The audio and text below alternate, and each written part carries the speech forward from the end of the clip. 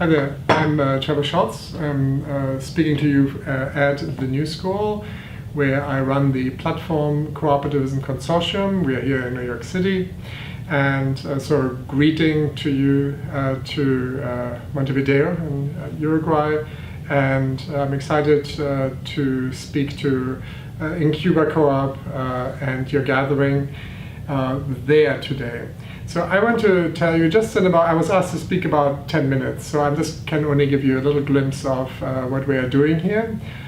So I, just as a bit of background, so my name is Trebor Scholz. I'm a professor here at the New School and worked on digital labor for the past 10 years. So, I looked at how people work online, crowdsourcing, and I wrote books on that, etc.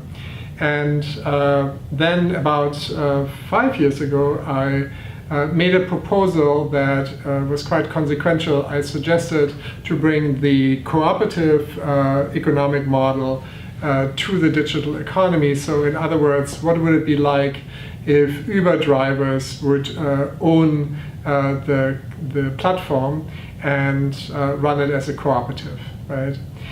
What would it be like if something like Airbnb would be run by cities and owned by cities? And residents for that matter, right? What would it be like if businesses startups would actually aim for businesses that are made for human needs rather than the imagined needs of middle-class engineers in their bubble in Silicon Valley, right?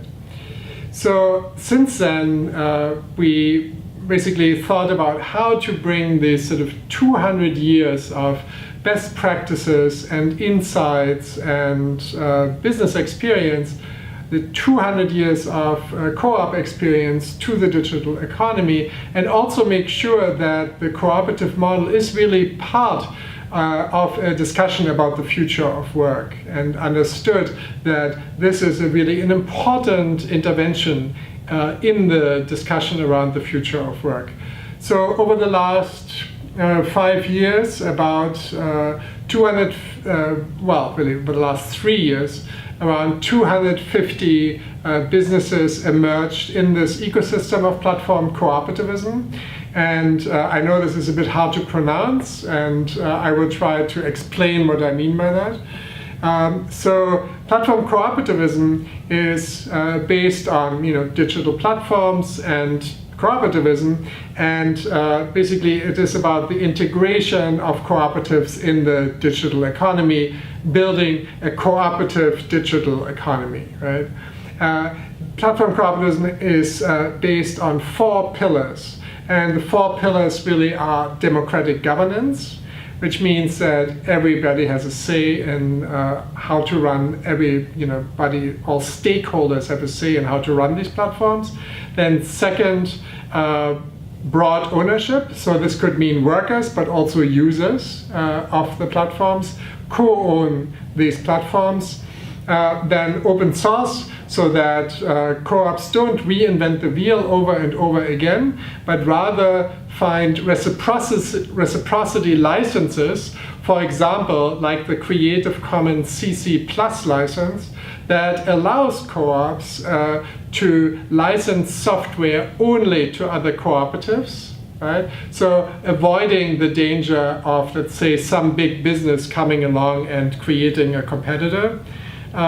And lastly, it's based on co-design. So in distinction to Silicon Valley, which offers this sort of waterfall design, right? Like where some genius designer rolls out a software to millions of people. Here it's really the people that are also on the edges of society, people with disability, or people that are somehow falling outside of the norm, are also part of the design of this platform. So let me give you a few examples. Let's start by going to Canada. In Canada, there's a platform for stock photography. It's called Stocksy United. And Stocksy United has about 1,000 photographers that are all selling their photos on this platform. It is harder to get into this cooperative than it is to get into Harvard University, so it's very selective.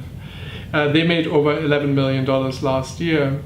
Then there are, taxi cooperatives. I just met with 45 leaders of the taxi cooperatives from Brazil, thinking about how to build a taxi cooperative platform for all of Brazil. So maybe this could be interesting in Uruguay as well. And then there's in Switzerland, you can look at examples where co-ops work on cooperative data ownership, right? So thinking about how to make patient data cooperatively owned. That's another example. Yet another example, quite different. You see there in all kinds of different sectors, right? Another sector is core staffing, which is cooperative, a platform co-op that focuses on people who have been previously incarcerated. This is over 600,000 people in the United States. And they, come out of prison and have a hard time finding good jobs. And so this co-op is trying to help them. I talked about the taxi cooperatives, which also already exist, right? Taxi platform co-ops. In Denver, you have Green Taxi. In Italy, you have 5,000 drivers using Cottabo already for a long time, running on an app as well. So, and the examples go on and on. If you go to our website, platform.coop, you find a directory. And in that directory, you can also find many different examples. In the About section on the website, you will also find a Spanish version that introduces you to platform cooperativism, and also has an infographic on the right that you can download and actually see more examples and also explanations for this work. So I think this is a good introduction. If you want longer versions of a real talk, I only was given 10 minutes. I would recommend you go on YouTube and search for my name. We also have several books out, Überworked and Underpaid, and Hours to Hack and to Own. So if you want to read it in English, you can do that. There are some Spanish versions as well. If you look on the website, you can find some essays on platform cooperativism in Spanish. So thank you so much for the opportunity to talk to Incubacoop. I hope to have the opportunity one day to come to Uruguay. This was always a dream of mine, to come to Montevideo. And always had this dream of moving to Uruguay, so maybe one day this will become true. Thank you so much, and be in touch. We are currently working on a $1 million project to allow cooperatives to join the platform co-op economy, and maybe we can work with some of you to make that happen. So write us at info@platform.coop, and we can introduce you to the process and the work we are doing there. Thank you so much.